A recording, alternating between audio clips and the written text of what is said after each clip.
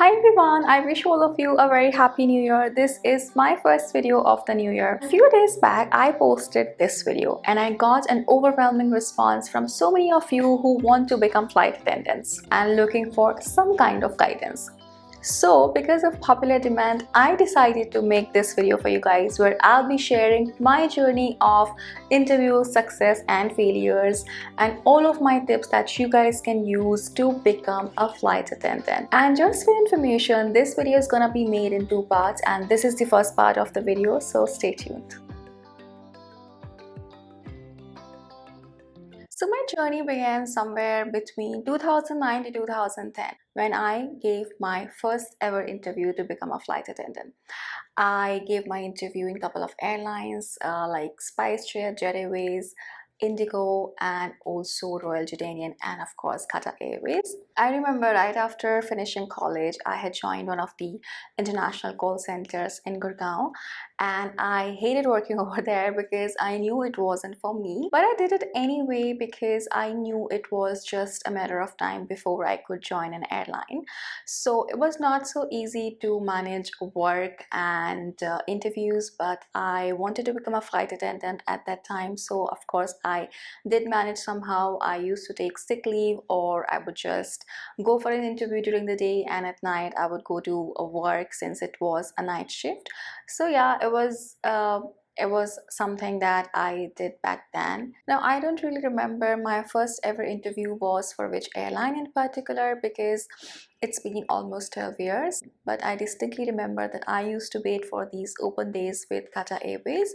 So why Qatar Airways? Because Qatar Airways had been that one airline which was expanding on a rapid scale, and even till date they are the one who are expanding on a rapid scale. They're always buying new aircrafts, opening new destinations, so they were also looking to hire new people back in the day as well. So I always used to check their website for their open days in Delhi. Why Delhi? Because I was living in Delhi at that time.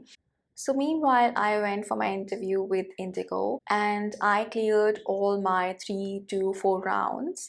And now in my last and final round, I was the only one who was without any prior experience as a flight attendant. So I was quite amazed to be the only one who had no prior work experience as a flight attendant, and the rest of the girls were all ex-flight attendants. Most of them flew for majority of the international airlines. So yeah, it was quite amazing to know that I was the only one who had no prior experience and made it to the final round with the rest of the ex-flight attendants. Now we all were seated in one room, and I distinctly remember I was seated right next to this interviewer. So that is the time when he noticed a few tiny bumps on my forehead, and it was not even a severe form of acne. It was just those mild form of acne, mild tiny rashes that I used to get back then, but it was not very visible from far. But yes, if you are seated just next to me, you can easily make it out. So that is the time he told me that I could reapply once those breakouts were cleared. So yeah, that was my first ever rejection, and that was the reason of my rejection, as they told me. So I went to see a dermat and got some topical medications, got my acne cleared. So after that, of course, I had a chance to reapply in Indigo, but I never did it, though most of the airlines allow you to reapply within 6 months of your last interview. So after that, I went for my interview with Royal Jordanian. Now it was the airline where my sister was already flying, and she thought that it would work in my favor if I could use her reference, as she was already flying in the airline. Now most of the airlines have now started asking people for a reference. They just want to know if you have any friends or family who is flying in that airline, and it does not have much of a significance. And back then, Royal Jordanian also had a company policy that they don't hire two people from their immediate family, which of course my sister was not aware of. So it went against me and I did not make it to Royal Jordanian. And after that, my third interview was for Jet Airways. Now I went till their 3 to 4 rounds, but I didn't make it to their last and final round, and I have no clue of what went wrong because I never received a feedback from them.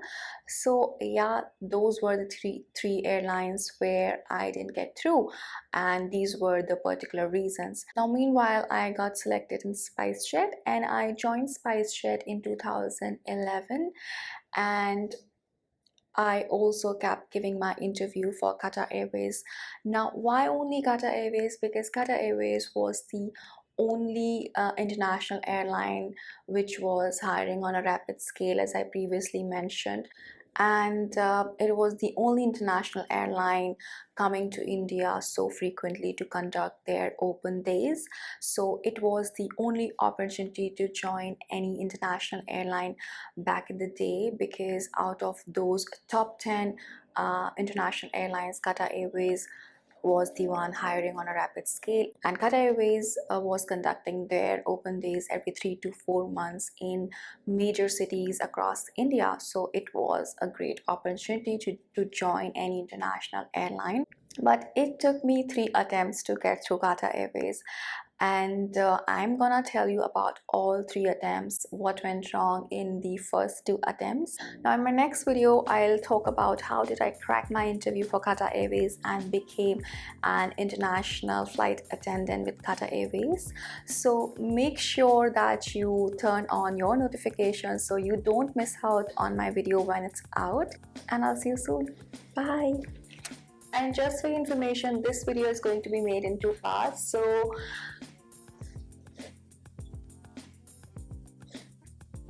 hi everyone, and